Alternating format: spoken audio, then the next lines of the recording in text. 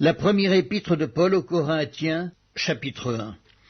Paul, appelé à être apôtre de Jésus-Christ par la volonté de Dieu, et le frère Sosthène à l'église de Dieu qui est à Corinthe, à ceux qui ont été sanctifiés en Jésus-Christ, appelés à être saints, et à tous ceux qui invoquent en quelque lieu que ce soit le nom de notre Seigneur Jésus-Christ, leur Seigneur et le nôtre, que la grâce et la paix vous soient données de la part de Dieu notre Père et du Seigneur Jésus-Christ.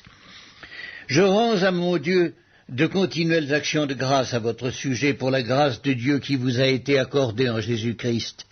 Car en lui vous avez été comblés de toutes les richesses qui concernent la parole et la connaissance, le témoignage de Christ ayant été solidement établi parmi vous, de sorte qu'il ne vous manque aucun don, dans l'attente où vous êtes de la manifestation de notre Seigneur Jésus-Christ.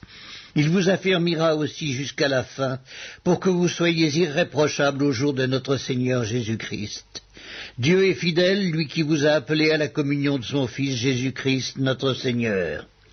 Je vous exhorte, frères, par le nom de notre Seigneur Jésus-Christ, à tenir tous un même langage, à ne point avoir de division parmi vous, mais à être parfaitement unis dans un même esprit et dans un même sentiment.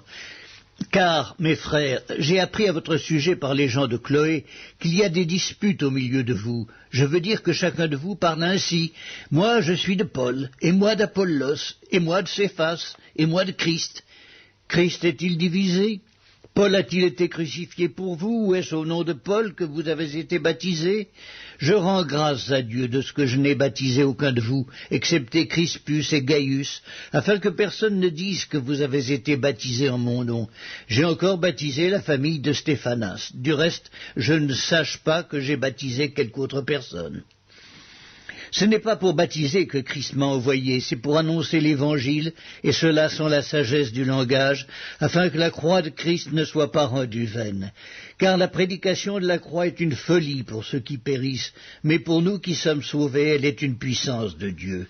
Aussi est-il écrit, je détruirai la sagesse des sages, et j'anéantirai l'intelligence des intelligents.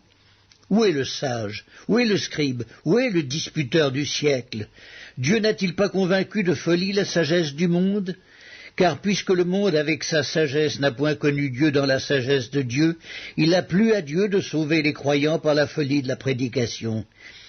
Les Juifs demandent des miracles et les Grecs cherchent la sagesse.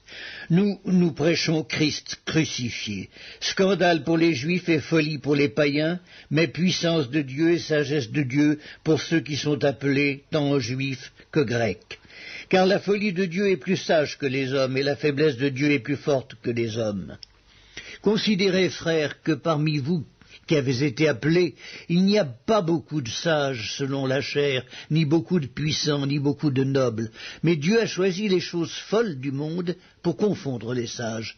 Dieu a choisi les choses faibles du monde pour confondre les fortes.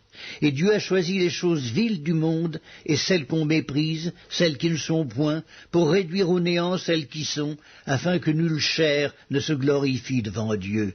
Or, c'est par lui que vous êtes en Jésus-Christ, lequel, de par Dieu, a été fait pour nous sagesse, justice et sanctification et rédemption, afin, comme il est écrit, que celui qui se glorifie dans le Seigneur.